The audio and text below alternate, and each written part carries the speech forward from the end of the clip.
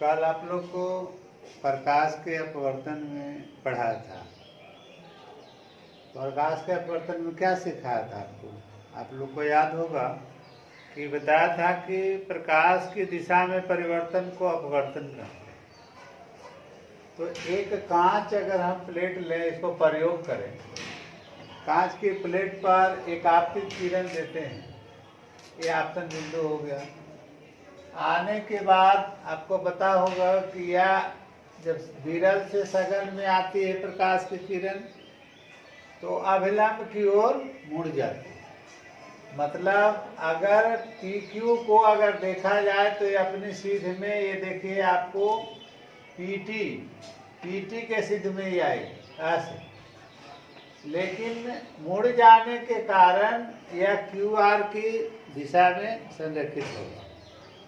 यहाँ आने के बाद ये दो माध्यमों को अलग करने वाले पृष्ठ हैं DC। इसको पुनः जो है एक कांच से हवा में आएगी, मतलब सघन माध्यम से या किस में आएगी? विरल माध्यम में आएगी। और जब सघन से विरल में आती है तो क्या हो जाता है? अभिलंब से दूर भागती।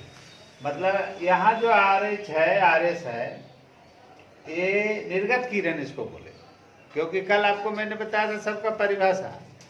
क्या बताया था कि PQ क्या बताया था इसमें? आपतित किरण। और QR को क्या बताया था? अपवर्तित किरण बताया था। इस कोण को क्या बताया था? आपतन कोण। इसको क्या बताया था? अपवर्तन कोण। इसका ये लंब है, ये भी लंब है, ये आपतन बिंदु पर ये लंब है। और यहाँ भी ऐसे दो सतहों को अलग करने वाला बिंदु यहाँ भी ये लंब AM डॉट भी लंब है और AN डॉट भी लंब है। ये अभिलंब से दूर भागेगी। ये निर्गत किरण के द्वारा बना हुआ कोण होगा। ये दोनों तो कोण बराबर होगा, क्योंकि अपवर्तन का कोण ये दोनों ये तिर्यक रेखा हो गया, इसलिए एकांतर कोण बराबर होगा। इसलिए यहाँ जितना अपवर्तन कोण है वही अपवर्तन कोण यहाँ भी होगा, लेकिन यहाँ जो निर्गत के कोण बनेंगे वह अपवर्तन कोण से बड़ा बनेगा। और जितना बड़ा आपतन कोण है उतना बड़ा ही बनेगा। कहने का मतलब कि जब कोई प्रकाश की किरण विरल माध्यम से सघन माध्यम में जाती है तो अभिलंब की ओर मुड़ती है, और फिर सघन से विरल में जाती है तो अभिलंब से दूर भागती है। लेकिन प्रयोग के द्वारा वैज्ञानिकों ने यह देखा कि आपतित किरण की जो दिशा रेखा आती है, मतलब अगर ये कांच को हटा दिया जाए तो यह प्रकाश की किरण सीधी रेखा में इस तरह से गमन करेगी, मतलब PT की दिशा में वो गमन करेगी। लेकिन जब कांच लाते हैं तो उस पर दो बार अपवर्तन की क्रिया होती है, एक यहाँ Q के पॉइंट पे और दूसरा R के पॉइंट पे। तो Q के पॉइंट पर अभिलंब की ओर मुड़ता है और R के पॉइंट पर अभिलंब से दूर भागती है। लेकिन अगर इसको देखा जाए तो आपतित किरण की दिशा रेखा जो मैंने कहा PT है और निर्गत किरण हो गया RS, ये दोनों किरणें एक दूसरे के समानांतर हो जाती है। एक दूसरे के समानांतर मतलब आपतित किरण की दिशा रेखा और जो निर्गत किरण हुआ, दो बार अपवर्तन के बाद जो किरण निकल करके बाहर जा रही है हवा में, वो दोनों के बीच में जो लामिक विस्थापन होता है, जब ये दोनों समानांतर होगा तो दोनों के बीच में लामिक विस्थापन देखेंगे। और यह लामिक विस्थापन को फिजिक्स में, भौतिक विज्ञान में पार्श्विक विस्थापन कहा जाता है। मतलब आप लोग समझ गए होंगे पार्श्विक विस्थापन किसे कहते हैं। आप अगर इसको आप परिभाषा के रूप में लिखेंगे तो क्या लिखेंगे? लिखेंगे कि आपतित किरण की दिशा रेखा और निर्गत किरण की दिशा रेखा के बीच लांबिक विस्थापन को क्या कहते हैं? पार्श्विक विस्थापन कहा जाता है। मतलब कि अगर कोई प्रकाश की किरण आ रही है हवा में, अगर उसके बीच में अगर कांच रख दिया जाए तो उसमें उसके जो किरण के जो चलने के जो पथ हैं वो आपतित किरण की दिशा से कितना वो मुड़ करके वो निकलती है, तो दोनों के बीच में लांबिक विस्थापन इसलिए कहा गया। लांबिक विस्थापन को क्या कहा जाता है? पार्श्विक विस्थापन कहा जाता है। पार्श्विक विस्थापन से क्या समझते हैं? इसमें कोई प्रॉब्लम? आप लोग समझ गए इसको कि आपतित किरण की दिशा रेखा और निर्गत किरण की दिशा रेखा के बीच जो लांबिक विस्थापन है, मतलब आपतित किरण की दिशा रेखा हो गया ना पीटी, और निर्गत किरण हो गया आरएस, ये दोनों एक दूसरे के समानांतर हो जाती हैं कांच से निकलने के बाद, तो दोनों के बीच में जो लांबिक विस्थापन है उसे क्या कहेंगे? पार्श्विक विस्थापन कहेंगे। फिर इसके बाद आपको ये अपवर्तन की घटना इसमें भी 2 बार हुआ। अपवर्तन जो है हमेशा, कल आप लोग को 2 शर्त भी बताया था।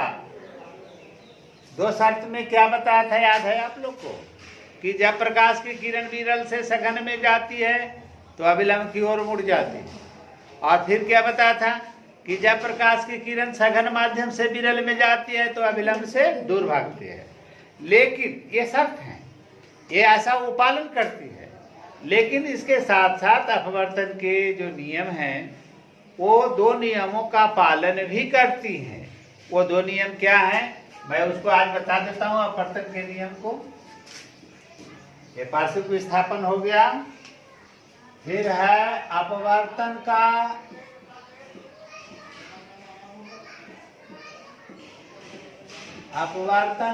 नियम। कितना बताया आपको? अपवर्तन के कितने नियम हैं? 2 नियम। पहला नियम तो क्या लिखेंगे कि अपवर्तन के 2 नियम में अपवर्तन के बाद 7 किरण 7 रंगों में अलग अलग बढ़ जाते हैं वर्णपट पर। नीचे क्लास में होगा कहीं पढ़ने का। कहने का मतलब एक श्वेत प्रकाश में 7 रंग हैं। आज देख रहे हैं 7 रंगों का विचलन अलग अलग होता है।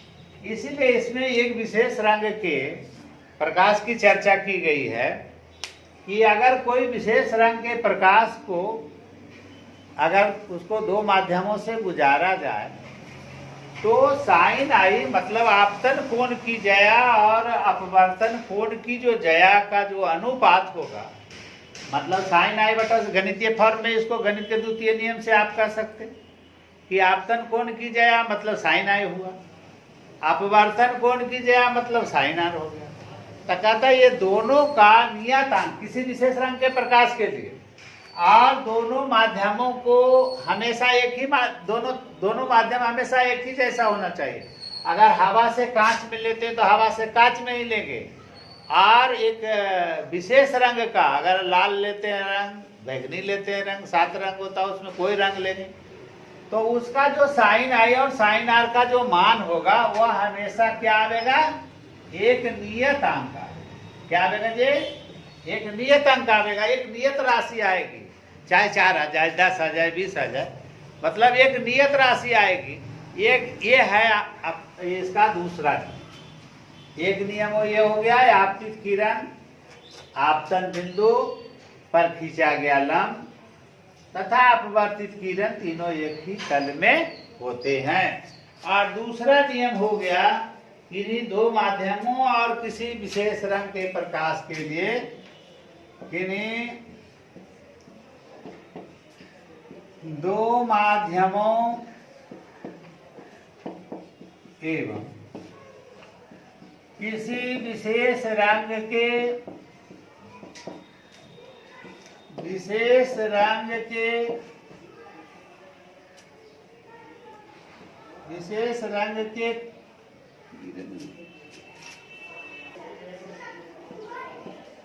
आपतन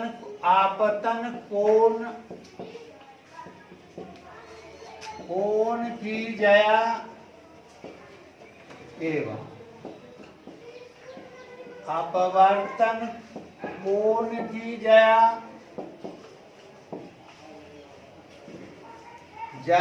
का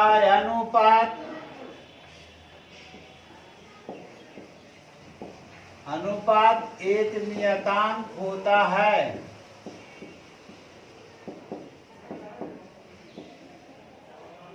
होता है, अर्थात इसको गणितीय भाषा में अतः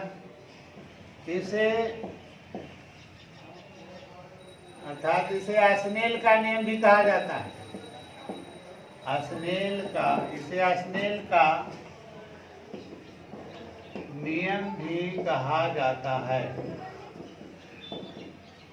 क्योंकि इसको आस्नेल नामक वैज्ञानिक ने इसको बताया था। इसलिए अपवर्तन के द्वितीय नियम को आस्नेल का नियम भी कहा जाता है। गणितीय रूप में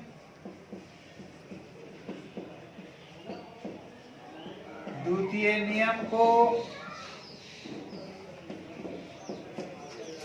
साइन आई बटा साइन आर बराबर एक नियतांक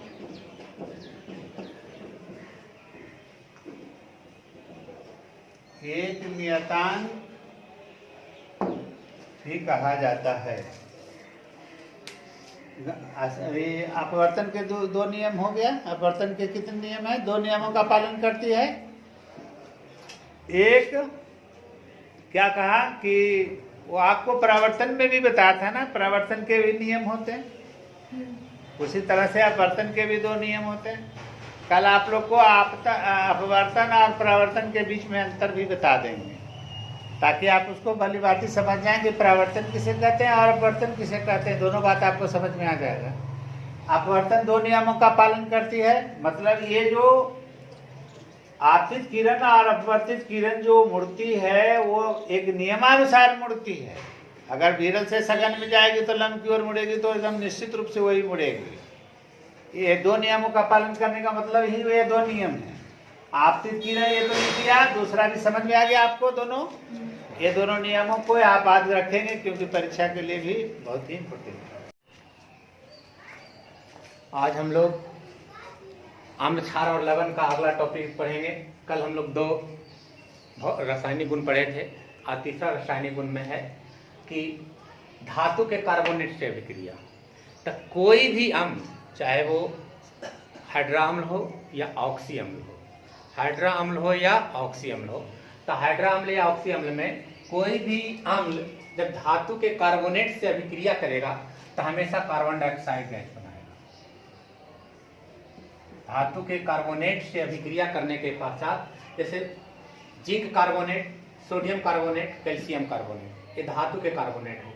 अब ये जब सल्फ्यूरिक अम्ल से अभिक्रिया करेगा तो आप लय के द्विविस्थापन अभिक्रिया पहले चैप्टर में पढ़ेंगे, द्विविस्थापन अभिक्रिया। लेकिन द्विविस्थापन अभिक्रिया में अंतर है और इसमें अंतर है कि उसमें क्या होता था कि जब यहाँ कार्बोनेट रहेगा और इधर के पार्ट्स में जब हाइड्रोजन रहेगा, यानी कि अम्ल में हाइड्रोजन रहेगा, तो उधर के पार्ट में अगर धातु के कार्बोनेट जब कोई भी हाइड्रोजन से युक्त यौगिक अभिक्रिया करेगा तो हमेशा जल और कार्बन डाइऑक्साइड का फॉर्मेशन करेगा। अगर उसके साथ सल्फर रहेगा तो सल्फर डाइऑक्साइड का फॉर्मेशन करेगा।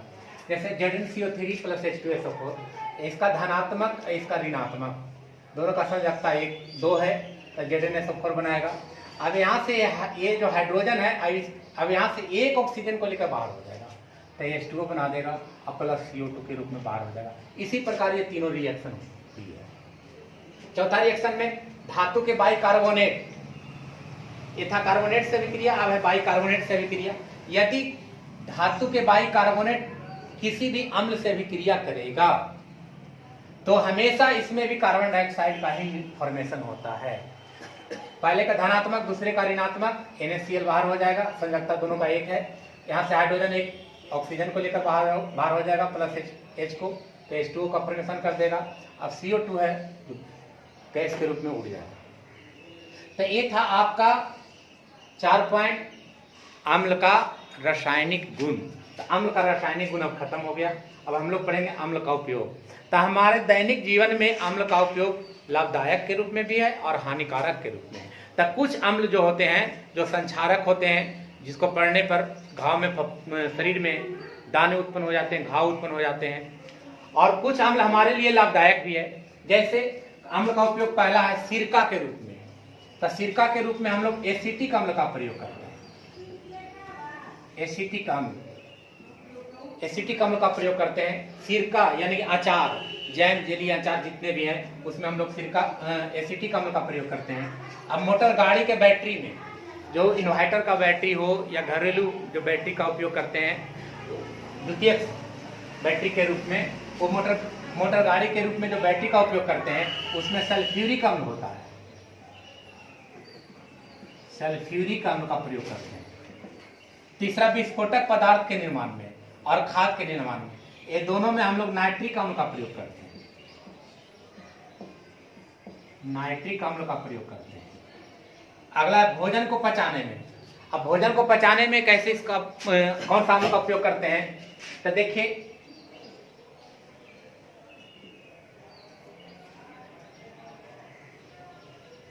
ये हमारा अमाशय है।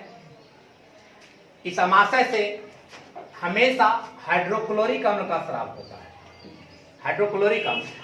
ये हाइड्रोक्लोरिक अम्ल है जो भोज्य पदार्थ जब ऊपर से आती है ये खाद्य आहार नली के द्वारा, तो ये सबसे पहले अमाशय में आकर रुकती है। अमाशय में हमेशा हाइड्रोक्लोरिक अम्ल का स्राव होता है। हाइड्रोक्लोरिक अम्ल है जो भोजन को डाइजेशन करने का काम करता है। ये डाइजेशन करने का काम हाइड्रोक्लोरिक अम्ल करता है, तब भोजन को पाचन में हाइड्रोक्लोरिक अम्ल का उपयोग करते हैं।